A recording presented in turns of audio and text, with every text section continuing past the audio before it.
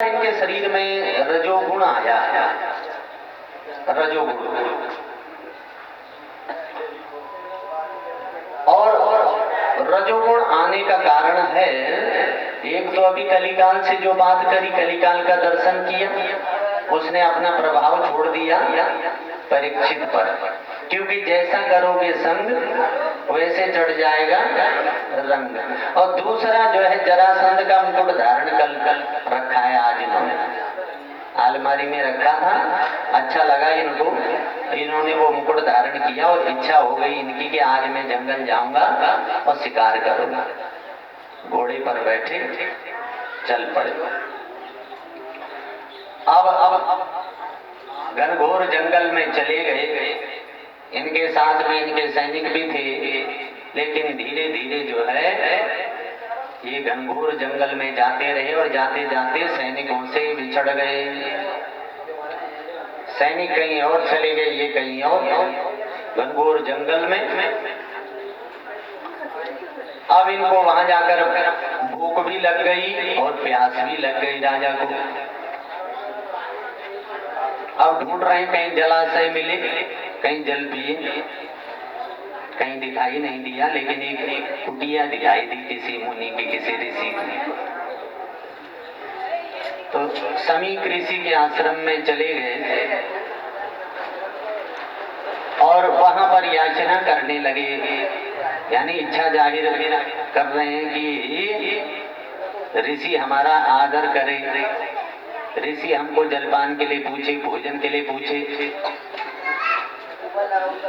लेकिन वो ब्रह्म ऋषि समाधिस्थ थे, बाह्य जगत का उनको भान था नहीं।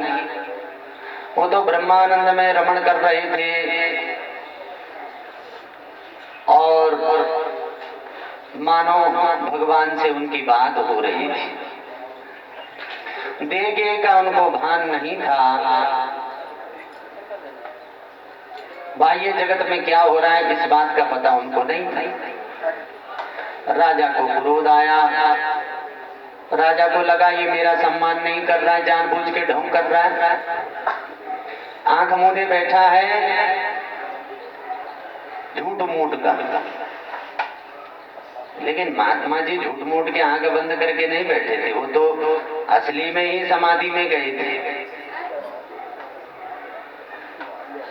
राजा ने मरा हुआ सर्प देखा, एक बाण की नोक से उठा करके वो ऋषि के गले में डाल दिया।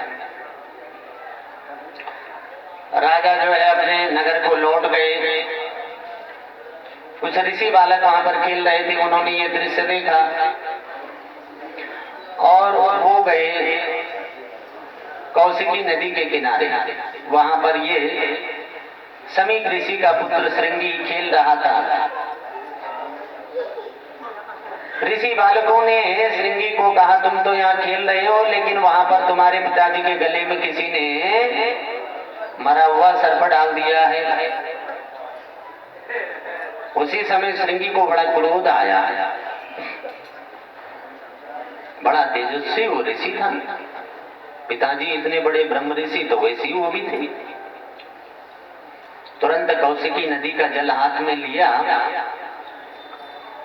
और इति लंघित मर्यादम तक्षकः सप्तमे हनि, यानी जिस राजा ने मेरे पिता का अपमान किया है, मेरे पिताजी के गले में मरा हुआ सर्प डाला है, आज से 7वें दिन उसको तक्षक नाग डसेगा और उसकी मृत्यु हो जाएगी। मर्यादा का उल्लंघन करने वाले इस दुष्ट राजा को मैं ऐसा श्राप देता। यह कहकर जो है श्रृंगी ऋषि अपने आश्रम में आए और पिताजी के गले में मरा हुआ जो सर्प था वो निकाला और जोर जोर से रोने लगे। उनके रोने की आवाज के कारण समीक ऋषि की समाधि टूट गई। पूछा बेटा तुम क्यों रो रहे हो? बेटे ने पूरा वृत्तांत कहा कि पिताजी तुम्हारे गले में किसी राजा ने सर्प डाल दिया था, मरा हुआ। पिताजी ने कहा तुमने वो राजा को कुछ कहा तो नहीं? अरे कोई बात नहीं, सर पर डाल दिया तो क्या हुआ। श्रृंगी ने कहा हमने जो है राजा को श्राप दे दिया, 7वें दिन जो है उनकी मृत्यु हो जाएगी।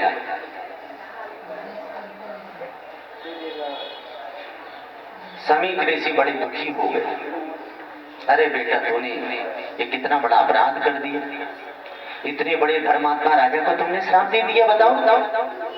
अपने गौरमुख नाम के शिष्य को समीक ऋषि ने कहा जाओ राजमहल में जाओ, राजा के पास उनको बता दो कि तुम्हारे पास में 7 दिन है, अपने कल्याण का उपाय कर लो। गौरमुख नाम का शिष्य आया है, राजा को बताया। जैसे ही राजा ने सुना, वैसे तो हो जैसे ही राजा अपने महल में पहुंचे थे, मुकुट उन्होंने नीचे उतारा, बड़ा भयंकर उनको पश्चाताप हुआ कि हमने आज कितना बड़ा अपराध कर दिया। इतने बड़े ब्रह्म ऋषि के गले में हमने वो सर्प डाल दिया, उनका अपमान कर दिया। लेकिन जब गौरमुख नाम के शिष्य के मुख से ये सुना तो तुरंत विरक्ति कारण, यानी उनको विरक्ति होने का कारण मिल गया। मन में विचार करने लगे, इतने वर्षों से मैं गृहस्थ में हूँ, राज्य सुख भोग रहा हूँ, अपनी इंद्रियों को तृप्त कर रहा हूँ और ये अनंत जन्मों से करते आ रहा हूँ, पर अभी तक मैं तृप्त नहीं हुआ। अब मुझे विरक्ति का एक बहुत अच्छा कारण मिल गया, अब मैं रहूंगा नहीं। तुरंत उन्होंने उसी समय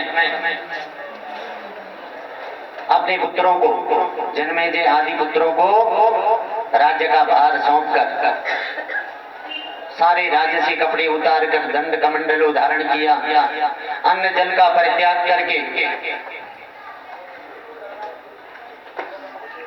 और गंगा के किनारे सुखताल पर चले गए। ध्यानस्थ होकर बैठ गए।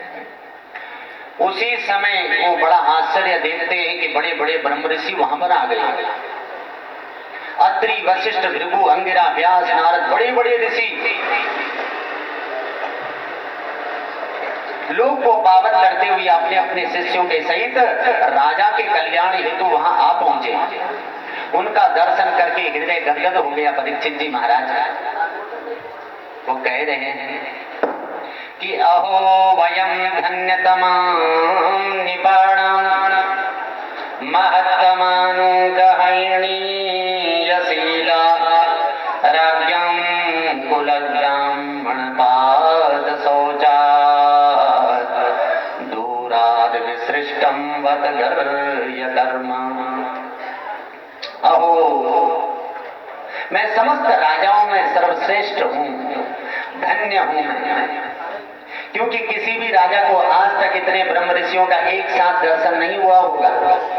और जो वो ब्राह्मण का जो मेरे लिए श्राप है, वो श्राप नहीं है, वो मेरे लिए आज वरदान सिद्ध हो गया। धन्यवाद कर रहे हैं वो उस ब्रह्म ऋषि को, श्रृंगी को, जिसने मुझे श्राप दिया है। देखो महापुरुष यदि कोई वैसी बात कह दे कड़वी, तो उससे भी आपका कल्याण ही होगा। कोई संत महात्मा हो, फकीर हो, सिद्ध पुरुष हो, वो यदि कभी डांट डपट दे तो निश्चित उसकी वाणी से आपका कल्याण ही होगा।